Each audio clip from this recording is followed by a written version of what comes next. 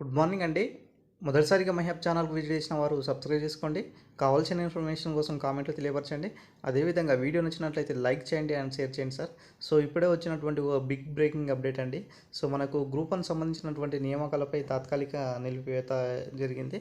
So నిన్న మనకు group 1 సంబంధించినటువంటి కేసు వాదనలు జరిగినాయి కదా. సో యాక్చువల్‌గా ఇవాళ కూడా వాదనలు జరిగినాయండి. సో వాదనల గురించి నెక్స్ట్ వీడియోలో నేను ఏం వాదనలు జరిగినాయో క్లియర్ కట్‌గా ఎక్స్‌ప్లెయిన్ చేస్తాను. సో ఈరోజు ఏంటిదంటే ఈ గ్రూప్ 1 సంబంధించినటువంటి ఏదైతే నియామకాలపై తాత్కాలికంగా నిలిపివేయాలనేసి హైకోర్టు చెప్పడం జరిగింది.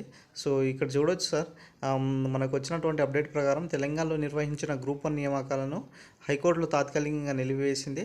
విచారణ పూర్తయ్యే వరకు గ్రూప్ 1కు ఎంపికైనటువంటి అభ్యర్థులకు నియామక పత్రాలు ఇవ్వొద్దని ఆదేశించింది. అయితే ఎంపికైన అభ్యర్థుల సర్టిఫికేట్ వెరిఫికేషన్ మాత్రం కొనసాగించవచ్చు అనేసి న్యాయస్థానం ఇక్కడ చెప్పడం జరిగిందండి. ఇక్కడ స్పష్టంగా ఏం చెప్పిందంటే సర్టిఫికేట్ వెరిఫికేషన్ మాత్రం చేసుకోవచ్చు, కాకపోతే అపాయింట్మెంట్ లెటర్స్ ఏదైతే ఉన్నాయో అవి మా తుది తీర్పు లోబడే ఉంటుంది కాబట్టి సో మేము చెప్పేంత వరకు మీరు ఎటువంటి అపాయింట్మెంట్స్ అనేది ఇవ్వవద్దు, సర్టిఫికేట్ వెరిఫికేషన్ అయితే కొనసాగించండి అనేసి చెప్పడం జరిగింది అన్నమాట. సో ఏదైతే నిన్న జరిగినటువంటి కేసు రచనారెడ్డి పిటిషనర్ తరపునటువంటి వాదనలు బలమైన వాదనలు వినిపించారు. సో ఈ కేసు ఏంటిదంటే 482 వచ్చినటువంటి మార్క్స్ అభ్యర్థికి రీకౌంటింగ్ వెళ్తే ఆయనకు 422 మార్క్స్ వచ్చినాయండి. సో మరి దాంట్లో అవకతవకలు జరిగినాయి అన్న ఉద్దేశంతోనే ఈ కేసు యొక్క పూర్వపరాలన్నమాట.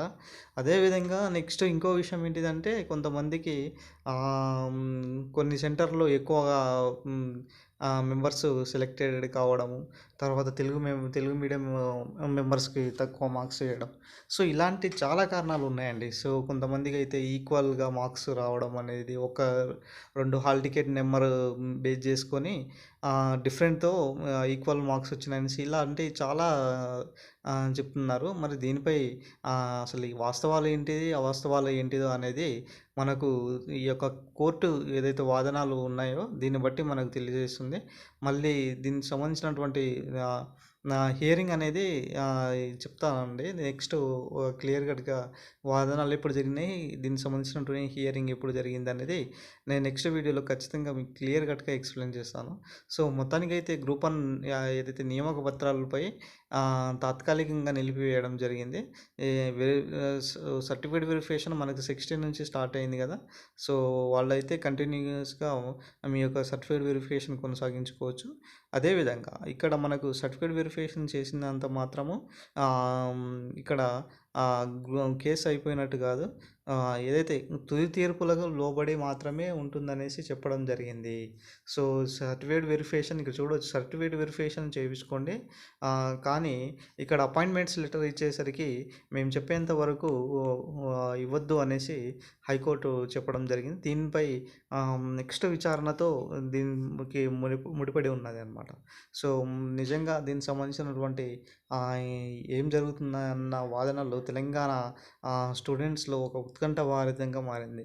దాదాపు ప్రిలిమినరీ స్టేజ్ నుంచి ఒక మెయిన్స్, తర్వాత సర్టిఫికేట్ వెరిఫికేషన్, సో ఇలాంటి అన్ని చోట్లలో కూడా ఈ యొక్క గ్రూప్ 1 సంబంధించినటువంటి ఇష్యూ ఇప్పటికీ ఆ హైకోర్టుల దృష్టిలోని చాలా కేసెస్ అటు సుప్రీంకోర్టులో అయినా సరే, ఇటు హైకోర్టు విషయంలో అయినా సరే చాలా కేసులు సాగినాయి.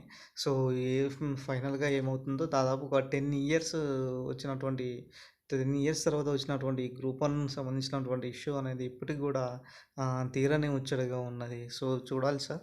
సో నెక్స్ట్ హియరింగ్ తర్వాత మనకు ఒక క్లియర్ కట్గా వచ్చే అవకాశం ఉంటుంది కాబట్టి నెక్స్ట్ నిన్న వాదనలు ఏం జరిగినాయి అనేది సో ఈరోజు నేను ఖచ్చితంగా చెప్తాను. So thank you friends, thank you one and all.